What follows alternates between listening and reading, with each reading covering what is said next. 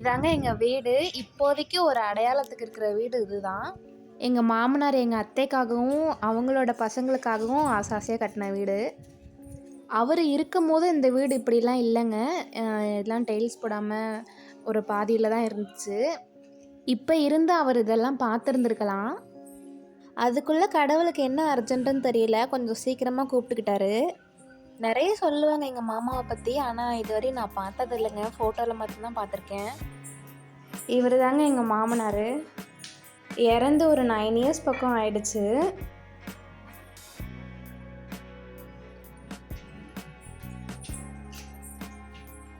இதுதான் எங்களோட பெட்ரூமு. எங்கள் அத்தை தான் சொல்லிக்கிட்டே இருப்பாங்க, இந்த ரூமுக்கெல்லாம் பார்த்து பார்த்து பெயிண்ட் வச்சேன் யாரும் இல்லாமல் அப்படின்னு சொல்லுவாங்க.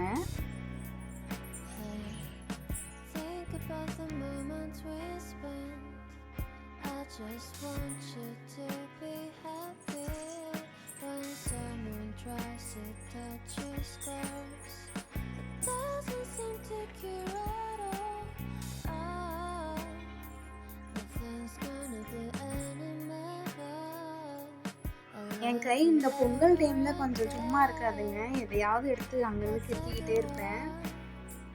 இது போன வருஷம் போட்டது, போன வருஷம் பொங்கலுக்கு போட்டது. அதுக்கு முன்னாடி வருஷம் ஒன்று போட்டிருந்தேன். இது போன வருஷம் போட்டது அழகாக இருக்குதுன்னு இன்னும் அழிக்காமல் வச்சுருக்காங்க. ஆக்சுவலாக எங்கள் மாமா ஹிந்து, அத்தை கிறிஸ்டின்னு.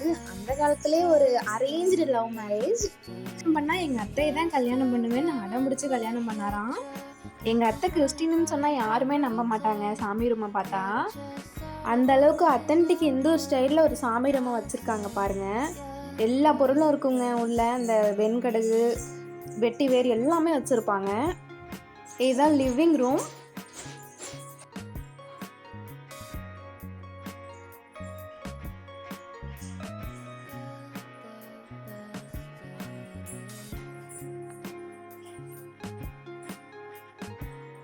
இது எங்கள் அத்தை ப்ரெக்னெண்ட்டாக இருக்கும் போது எடுத்த ஃபோட்டோவாங்க. அதாவது என் ஹஸ்பண்ட் வயிற்றில் இருந்தார் அப்போது. எங்கள் அத்தையான்னு கண்டுபிடிக்கவே முடியாது, அந்த மாதிரி இருப்பாங்க. எங்கள் அத்தை இந்த டெக்கர் ஐட்டம்ஸ்லாம் கொஞ்சம் ஆசைப்பட்டு நிறையா வாங்குவாங்க. ஒவ்வொரு ஊர்லேயும் ஒவ்வொரு டெக்கர் ஐட்டம்ஸ் வாங்கி வச்சுருப்பாங்க. மேலே பார்த்தீங்கன்னா தெரியும், ஒவ்வொன்றுத்துக்கும் ஒவ்வொரு ஊர் சொல்லுவாங்க, ஒவ்வொன்றுத்துக்கும் ஒவ்வொரு கதை சொல்லுவாங்க. எல்லா ஊர்லேயும் ஏதாவது ஒரு டெக்கர் ஐட்டம்ஸ் வாங்கிட்டு வருவாங்க. ஏன்னா அவங்களுக்கு அந்த மாதிரி வீட்டில் வாங்கி அழகாக வைக்கிறது பிடிக்குங்க. எத்தனை வருஷம் ஆக போகுதுன்னு தெரியல. எத்தனை வருஷம் ஆனாலும் சரி, பூமியிலேருந்து வானம் வரையும் எங்களோடதுன்னு சொல்லிக்கிற மாதிரி ஒரு வீடு கட்டுவோம்.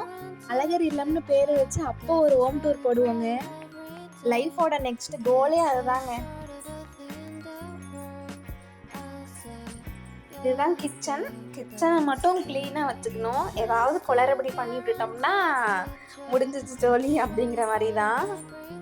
அவங்களுக்கு தெரிஞ்ச மாதிரி முடிஞ்ச அளவுக்கு க்ளீனாக தாங்க வச்சுருப்பாங்க, குப்பையாக இருக்காது. நாங்கள் ஏதாவது சமைச்சிட்டு அப்படியே போட்டு ஏதாவது குப்பை குப்பையாக வச்சுருந்தா மட்டும்தான்.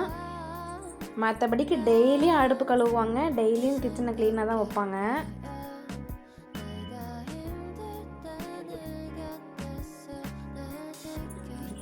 இந்த வருஷம் விவசாயம் போட்ட நெல்லெல்லாம் வச்சுருக்காங்க. என்னடா அதுக்குள்ளே விடிஞ்சிருச்சுன்னு பார்க்காதீங்க. நைட்டில் இருட்டில் எடுக்க முடியல, அதனால் பின்னாடி மட்டும் கொஞ்சம் பகலில் எடுத்தேன். இதுதாங்க எங்களோட பின்னாடி கேட்டு. கார்டனிங், எங்கள் அத்தையோட குட்டி குட்டி கார்டனிங். என்னென்னலாம் பூச்செடி கிடைக்குதோ, என்னென்னலாம் பழச்செடி கிடைக்குதோ எல்லாத்தையும் கொண்டு வந்து வைப்பாங்க.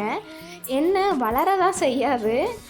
இந்த முருங்கை செடி பக்கத்து வீட்டுக்காரங்களுக்கு செம்ம டேஸ்ட்டாக இருக்குங்க, கொஞ்சம் கூட கசக்காது. அவங்களால முடிஞ்ச அளவுக்கு எல்லா செடியும் நட்டு வைப்பாங்க, எல்லாமே வரும்.